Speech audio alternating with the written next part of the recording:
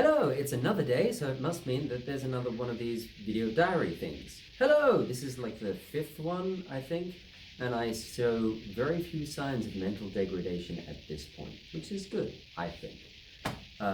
Yesterday I talked about my list, which is right here. Look at this list of things to do in the day.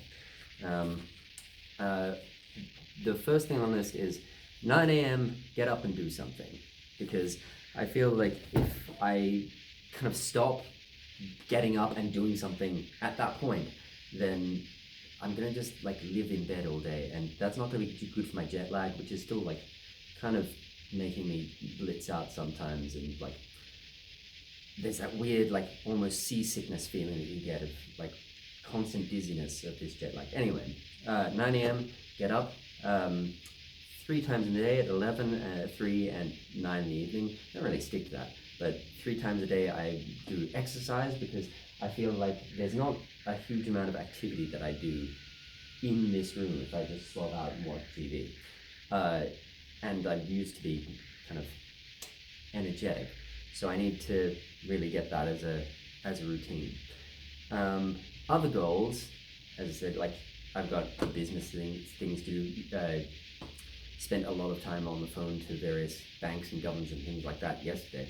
And today I set up a phone. So my parents were very kind enough to send me out my dad's old phone and an Australian SIM card. I don't actually know what my number is yet, because it's being very difficult to find that, because I didn't write it down when it was first given to me, which is intelligent. But I'll probably have it by the time I do a next video and be like, hey, this is my number, prank call me or something. Which will be fun. I look forward to that. So I've got my kind of day-to-day tasks and things, but I've also got some permanent tasks, one of which is watching a new thing every day. Because I know that I'll just fall back on watching The Simpsons and American Dad and like things I've seen a million times before. And I figured that while I'm here, and if I'm going to be lounging around watching TV and doing nothing else, I might as well watch something new. So that's one of the new things. I started watching Beetlejuice earlier today, but then got interrupted by other tasks. I haven't finished it yet. Seems good, gonna go back and watch it, but I have also been watching the newer episodes of Futurama, which I never got around to in like the 10 years that they've been out, and so I feel like I should. In other news, I did get another care package yesterday, not from my parents this time, but from my friend Patrick, and I was just gonna be like, oh, look at these cool things that I got, which is got some very nice beers. So this is Alcina Milk Stout, which very tasty. Apparently has lactose in it, so it's both bad for the gluten intolerant and the lactose intolerant. So you know, it's a very intolerant beer, but it's quite nice, very smooth beer. There's this filter stout, Caribbean stout. Was really like a black lager rather than a stout. It didn't feel as like rich and creamy as a stout should, but almost like Kotspitzer for those watching who were at Cambridge. We kind of drank that all the time. This is another nice black lager. The thing to watch out for this is it's like 7%, so it'll not be riding your house.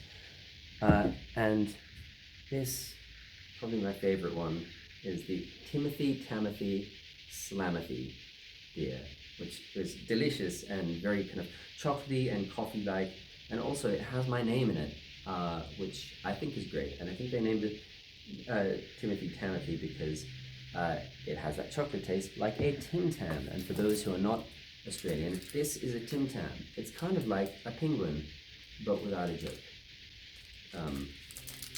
So let's open this up and show you what a Tim Tam is. I mean, you know what a Tim Tam is. It's even people who aren't from Australia know what Tim Tam is, if you've ever heard of it. It's a biscuit. It's covered in chocolate. Look at that. And on the inside, it's got biscuit and this kind of chocolate goo, and then more biscuit. Apparently, this is the very first chocolate that I ever had in my life, according to my parents, and it